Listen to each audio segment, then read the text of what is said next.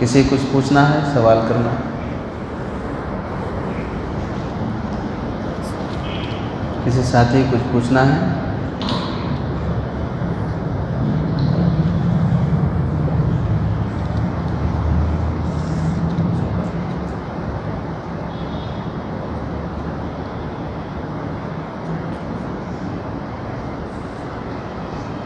ایک صاحب کے 6 بہن ہیں، ان میں سے 3 بہن بہت غریب ہیں اور معاشی حالات بہت کمزور ہیں، ان کے لیے گھر رہن ڈال کر کرایہ دے سکتے ہیں یا نہیں ہے؟ رہن لینا تو شرعاً جائز نہیں ہے۔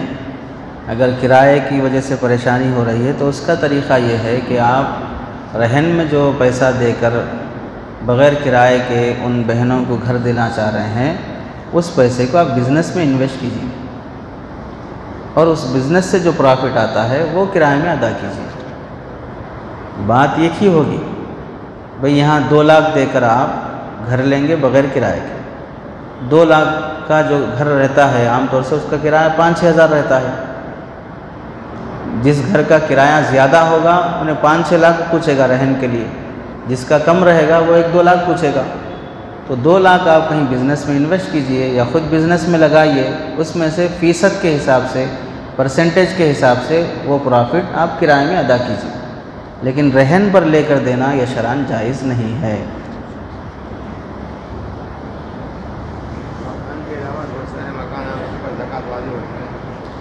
اگر کسی کے پاس کرائے کو دینے کے لیے 50 مکان بنایا ہے، 100 مکان بھی بنا لیا ہے، ایک مکان پر بھی زکوٰۃ واجب نہیں ہوتی۔ مکان سے جو کرایہ آتا ہے وہ کرایہ اگر اٹھا کر جمع کر کے رکھتے ہیں، اس کرائے پر زکوٰۃ واجب ہوتی ہے۔ پہلے سے کچھ ہمارے پاس مال ہے اور یہ کرایہ آ رہا ہے، دونوں پر زکوٰۃ واجب ہوگی۔ کرائے پر الگ سے سال گزرنے کی ضرورت نہیں ہے۔ اگر پہلے سے ہمارے پاس کچھ مال نہیں ہے، صرف جو کرایہ آ رہا ہے وہی ہے، تو اب وہ کرایہ 1 سال تک ہمارے پاس رکھا ہوا رہے اور وہ نصاب کے برابر ہو تو اس پر زکوٰۃ واجب ہوتی ہے۔ 50 ملگیوں کا کرایہ آ رہا ہے، پورا خرچ ہو رہا ہے، کوئی زکوٰۃ واجب نہیں ہوگی۔ کرائے کے مکانوں پر زکوٰۃ واجب نہیں ہوتی، کرائے کے گاڑیوں پر زکوٰۃ واجب نہیں ہوتی۔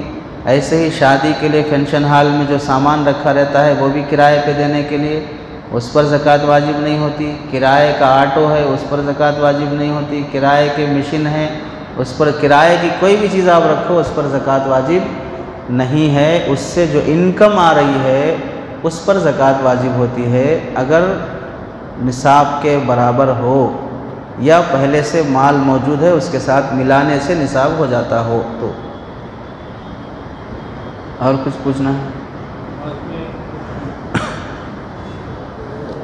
بچہ ہے 14-15 سال کا، قرآن شریف پڑھنے کے وقت تلفظ صحیح ادا نہیں ہوتا ہے اس کی وجہ یہ ہے کہ زبان پرابلم، تو اس کو گناہ تو نہیں ہوگا اگر تلفظ صحیح ادا نہیں کرے گا؟ نہیں، جس کی زبان ہی میں لکنت ہے وہ اگر تلفظ صحیح ادا نہیں کر رہا ہے تو پہلے تو کوشش کر لیں کہ اس کا علاج ہو جائے، شہد زیادہ کھلائیں اور ڈاکٹر سے بھی علاج کرا لیں۔ اس کے ساتھ ساتھ اگر پھر بھی تلفظ صحیح نہیں ہو رہا ہے تو اسے کوئی گناہ نہیں ہوگا۔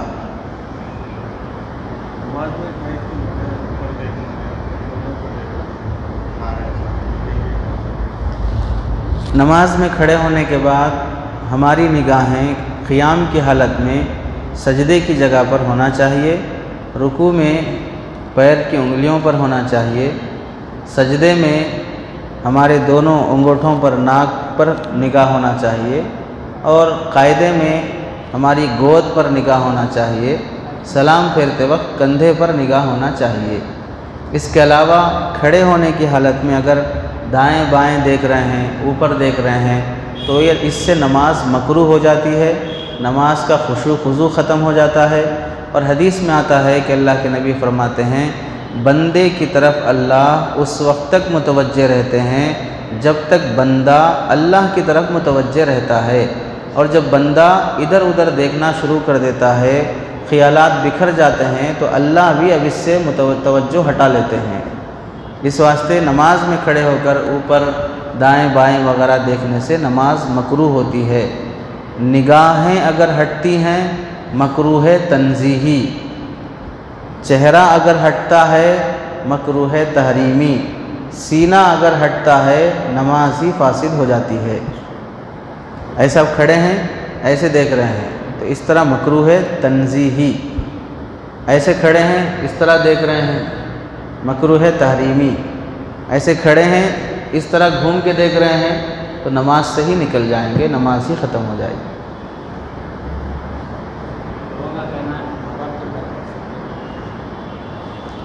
لوگوں کا کہنا ہے کہ ماں باپ کے پیر پڑ سکتے ہیں، لوگوں کا کہنا ہے، قرآن حدیث کا کہنا نہیں ہے۔ قرآن حدیث کا کہنا یہ ہے کہ پہلے زمانے میں سجدہ تعظیمی، عظمت اور احترام کے طور پر پیر پڑھا جاتا تھا۔ اس شریعت میں اللہ تعالیٰ نے کسی کے بھی پیر پڑھنے کو جائز نہیں قرار دیا ہے۔ جس کے پیر پڑھنا چاہ رہے ہیں اس کا حق یہ ہے کہ اس کی خدمت کی جائے۔ پیر پڑھنے سے کوئی کسی کا حق ادا نہیں ہوتا۔ پورے سال ماں کو ستا رہے ہیں، عید کو جا کے پیر پڑھ کے آ رہے ہیں، پورے سال پریشان کر رہے ہیں، عید میں جا کے 500 روپے دے کے پیر پڑھ کے آ رہے ہیں۔ یہ تو ایک طرح کا دھوکہ ہے۔ تو پیر پڑھنا شریعت میں جائز نہیں ہے، اور پیر پڑھنے سے کسی کا حق ادا نہیں ہوتا، اس سے بچنا چاہیے۔ زبان میں تو بولتے ہیں، عرف میں تیرے پیر پڑھتا ہوں بھائی چھوڑ دے بولتے ہیں، یہ بولنے کی حد تک تو صحیح ہے، باقی پیر کسی کے نہیں پڑھنا ہے۔ اور کچھ پوچھنا ہے؟ جی، بینک میں جاب کرنا جائز نہیں ہے۔ انشورنس کی کمپنی میں اگر بائک انشورنس ہے تو اس میں آپ جاب کر سکتے ہیں، باقی لون کا تعلق جس جگہ پر رہے گا وہاں پر جاب کرنا جائز نہیں ہے، بلکہ انشورنس کی کمپنی میں بھی کام کرنا درست نہیں ہے ایک اعتبار سے، چونکہ حکومت کی طرف سے بائک انشورنس تو لازم ہے، مجبوری ہے، تو مجبوری کی وجہ سے بائک انشورنس جائز لکھا ہے فقہا نے، لیکن اس کمپنی میں جاب کرنا کوئی مجبوری نہیں ہے۔ آپ کمانے کے لیے کسی اور طریقے سے بھی کما سکتے ہیں، وہیں رہ کر کمانا کوئی ضروری نہیں ہے۔ اس واسطے لون کا اور سود کا تعلق جس جگہ پر ہو وہاں پر نوکری کرنا جائز نہیں ہے۔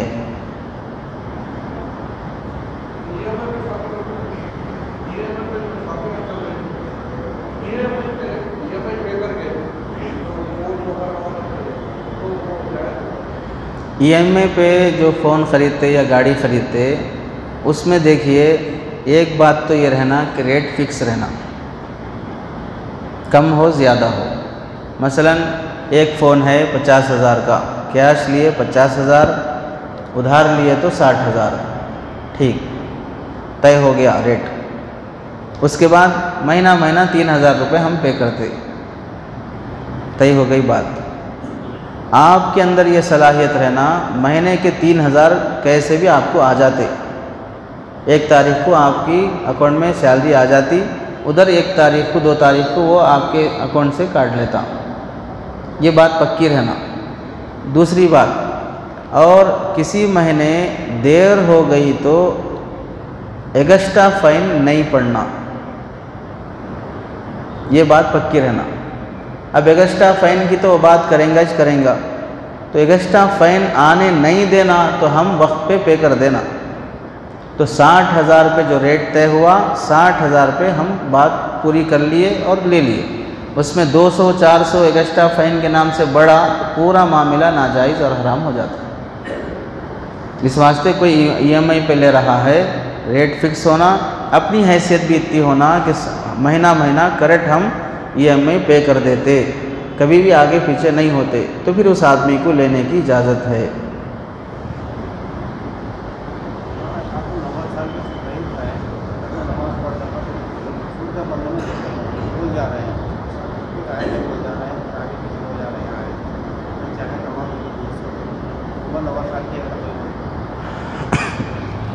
اگر بھولنے کا مرض اتنا زیادہ ہے کہ یاد ہی نہیں رہتا ہے تو پھر اس صورت میں ان کے لیے آسان طریقہ یہ ہے صورتیں فکس کر لینا، تبت یدا سے والناس تک کے ہی سورے پڑھوں گا۔ پہلی رکعت میں تبت یدا، دوسری رکعت میں قل هو اللہ احد، تیسری رکعت میں فلق، چوتھی رکعت میں ناس۔ اب کھڑے ہونے کے بعد کون سی رکعت پڑھا، کون سا سورہ پڑھا دیکھ لو، وہ تیسری رکعت پڑھا۔ تو یہ طریقہ ہے۔ باہر سے بھی کوئی کھڑے ہو کے بول رہا ہے، آپ دوسری رکعت میں ہیں، آپ تیسری رکعت میں ہیں، سن کے صاحب اٹھ رہے جھک رہے تو بھی نماز جاتی، الگ سے کوئی دوسری علامت نہیں رہ سکتی۔ تو سورہ فکس کر لیے، میں 2 رکعت پڑھ رہا ہوں تو یہ 2 سورج پڑھنا بس۔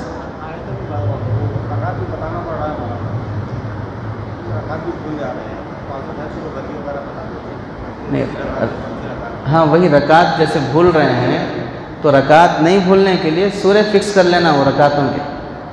مثلا 2 رکعت پڑھنا ہے اپنے کو، 2 رکعت کے 2 سورے فکس ہے، یہ سورے پڑھوں گا میں، دوسرے پڑھوں گا نہیں۔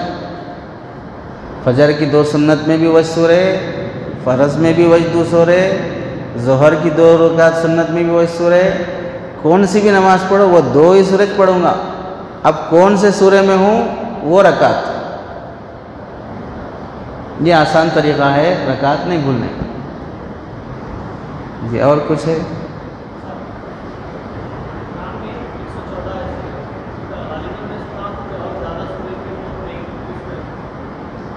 قرآن مجید میں بعض صورتیں وہ ہیں، بعض آیتیں وہ ہیں جو منسوخ ہو گئی، جن کی تلاوت بھی منسوخ ہو گئی، جن کے احکام بھی منسوخ ہو گئے۔ خود اللہ قرآن میں فرماتے ہیں ما ننسخ من آیت او ننسها کہ ہم کوئی سورہ بھلا دیتے ہیں یا ختم کر دیتے ہیں تو اس سے بہتر سورہ اور بہتر آیت ہم دیتے ہیں۔ تو اللہ کے نبی پر بعض صورتیں یا بعض آیتیں اتری، بعد میں اللہ رب العزت ان آیتوں کو ختم کر دیے۔ کیسے ختم کر دیے؟ اللہ کے نبی کے ذہن سے ہی بھول گئے ہو، حالانکہ محفوظ کراتے ہم بول کے اللہ ذمہ داری لیے سے ہیں، اب پھر ختم کر رہے بولے تو اللہ کو اس کا ختم کرنا منظور ہے۔ تو اس واسطے بعض آیتیں اور بعض صورتیں ابھی جو قرآن ہمارے پاس موجود ہے اس میں نہیں ہیں، کیونکہ اللہ خود ان آیتوں کو اور ان صورتوں کو ختم کر دیے ہیں۔ اسی واسطے جمع کرتے وقت یہ آیت قرآن کا حصہ ہے بول کے آپ نبی سے سن کے لکھیں گے، گواہی لاؤ۔ بھئی جو شرائط ہم سنائے تھے تو اس میں بتائے تھے یہ آیت آپ نبی سے سن کر یہ قرآن کا حصہ ہے بول کے ہے تو گواہی لاؤ تو ہم لیتے اس کو، چونکہ اگر وہ بات نہیں ہے تو مطلب ہے کہ ہے لیکن اب نہیں لے سکتے ہو، تب تھی وہ بات، اللہ کے نبی اسے بلا دیے، ختم کر دی۔ تو بعض چیزیں منسوخ ہوئی ہیں، اس میں اللہ کی حکمت ہے، بہت ساری چیزیں ہوتی ہیں۔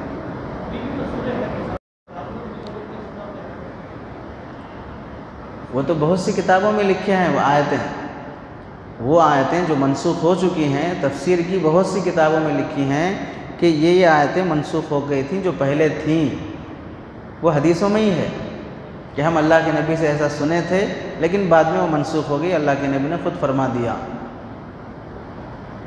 اب ہم لوگ جو ہیں وہ پڑھ لیے تو بس ہے، جو منسوخ ہو گئے اسے لے کے کیا کریں گے؟ اس کے پڑھنے پر تلاوت پر بھی ثواب نہیں ہے۔ اب جو منسوخ ہو گئے نہ اس سے کوئی حکم متعلق ہے، نہ وہ قرآن کا حصہ ہے، اب نہ اس کے لیے قرآن کے احکامات ہیں، یعنی اب اسے چھونے کے لیے باوضو ہونا، اسے پڑھنے پر اتنے نیکیاں، ایسا کچھ نہیں ہے۔ جو آ گیا وہی قرآن ہے، جو نہیں آیا وہ قرآن نہیں ہے۔ اور کچھ؟ چلیے دعا کریں۔ اللہم صلی علی سیدنا محمد وعلی آل سیدنا محمد وبارک وسلم۔ ربنا ظلمنا انفسنا وان لم تغفر لنا وترحمنا لنكونن من الخاسرین۔ ربنا آتنا فی الدنیا حسنۃ وفی الآخرۃ حسنۃ وقنا عذاب النار۔ اے اللہ ہماری اس نشست کو قبول فرما، عمل کی توفیق عطا فرما، قرآن سے محبت نصیب فرما، ہماری ضرورتوں کو، حاجتوں کو اپنے خزانے غیب سے پورا فرما۔